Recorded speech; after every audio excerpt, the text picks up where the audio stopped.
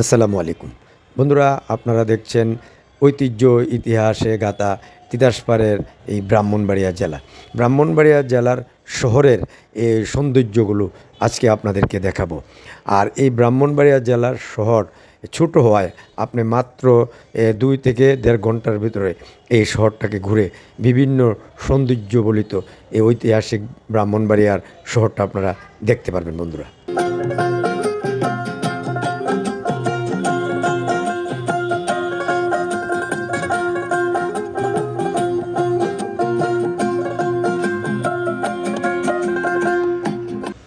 সবুজের মাঝে ইট-পাথরের গাঁথুনির বহুতল ইমারতগুলো এই শহরটাকে আরও বর্ণিল এবং সৌন্দর্যের সমারোহ করে তুলেছে।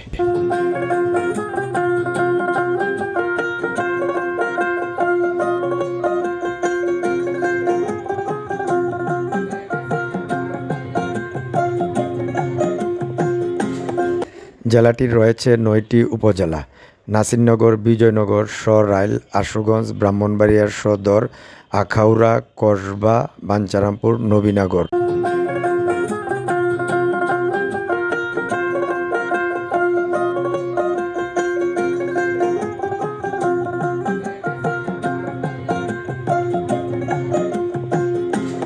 তিতাসপাড়ের এই জেলায় জন্মগ্রহণ করেছেন ফখরে বাঙ্গাল আল্লামা তাজুল ইসলাম রহমতুল্লাহি আলাই, হজরত মাওলানা সিরাজুল ইসলাম বড় হুজুর রহমতুল্লাহি আলাই, মুফতি নুরুল্লাহ রহমতুল্লাহি আলাই, ফজলুল হক আমিনী রহমতুল্লাহি আলাইয়ের মতো বহু ইসলামী চিন্তাবিদগণ।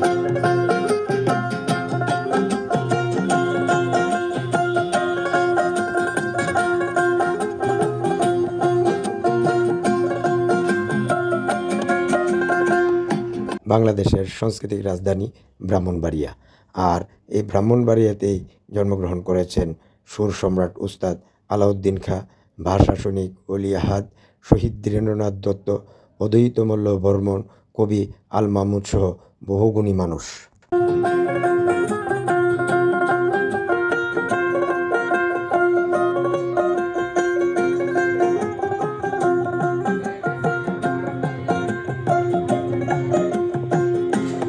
আর এই ঐতিহ্যের জেলার শহরটি গোছালো খুব সুন্দর দেখছেন।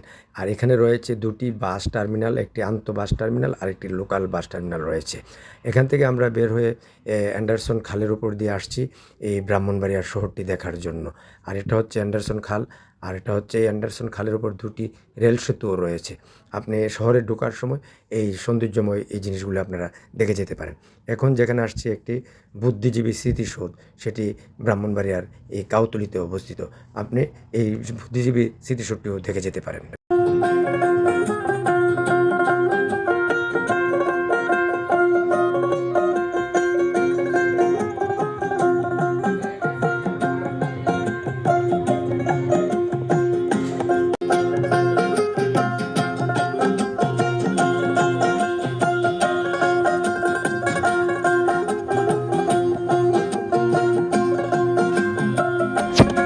৩টি সড়কের মাঝখানে নির্মাণ করা হয়েছে এই মুক্তিযুদ্ধ বুদ্ধিজীবী স্মৃতিস্তম্ভটি। খুবই সুন্দর। আমরা এখান থেকে এখন চলে যাব এই সরকারি পার্ক ফারুকি পার্কে। এখন আপনাদেরকে নিয়ে আসছি এই ফারুকি পার্ক। খুবই সুন্দর, এটা কোনো ফি দিতে হয় না, সরকারি পার্ক।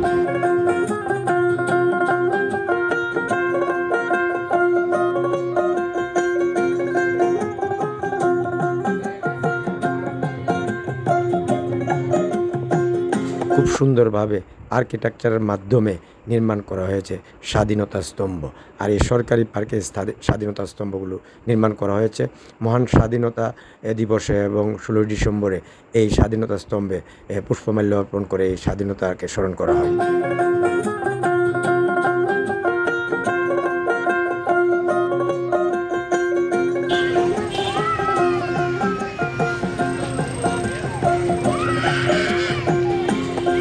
প্রতিদিন শত শত দর্শনার্থীরা এই পার্কে আসেন এই ভ্রমণ করতে। আর এই ব্রাহ্মণবাড়িয়ার একটি ফলকও এখানে রয়েছে, খুব সুন্দরভাবে লাভের ভিতরে এই ব্রাহ্মণবাড়িয়া নামটি লেখা হয়েছে।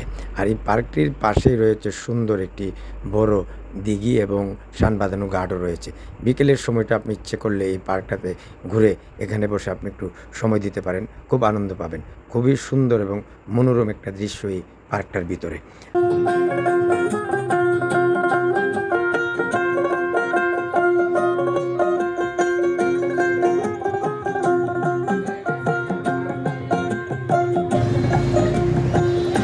এখন আপনারা দেখছেন এই ব্রাহ্মণবাড়িয়ার রেলগেট।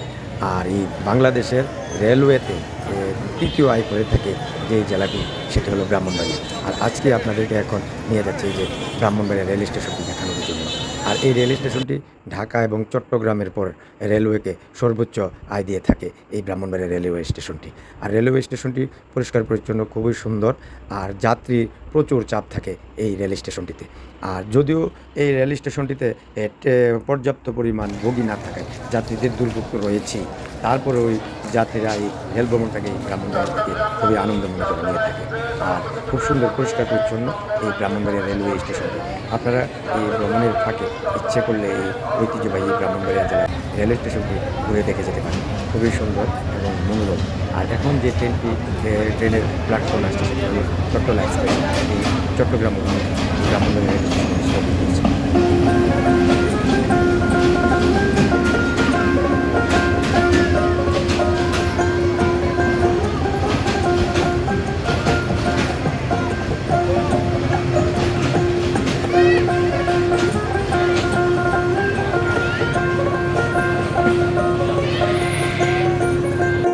আর এখন দেখছেন এই ব্রাহ্মণবাড়িয়া শহরের যে প্রধান সড়কটি, আমরা এই সড়ক দিয়ে যাচ্ছি।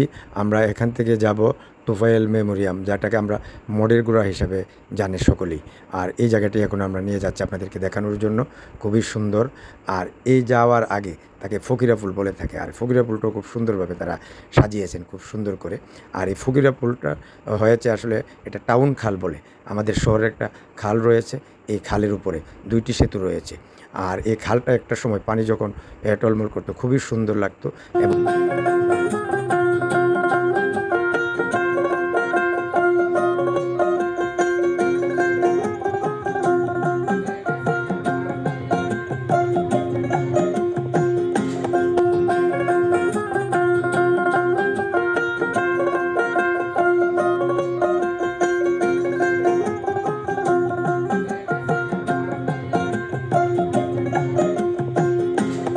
শহরের যে প্রধান সড়কটি রয়েছে তাকে টি রুট বলে থাকে।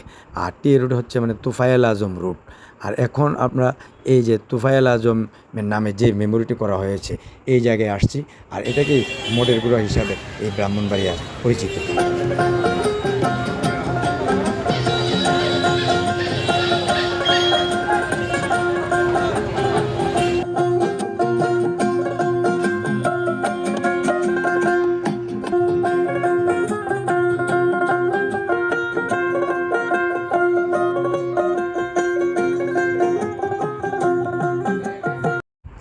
আপনারা দেখছেন জাতীয় বীর আব্দুল কুদ্দুস মাখন মুক্ত মঞ্চ। আর এই মুক্ত মঞ্চে বিকালে মানুষের একটা আনাগোনা থাকে, খুবই সুন্দর। পাশেই রয়েছে 24শে জুলাইয়ের এই স্মৃতিসৌধটি।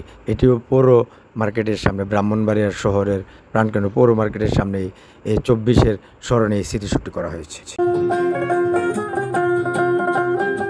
আর তার পাশেই রয়েছে শহরের ভিতরে জেলা মডেল মসজিদ।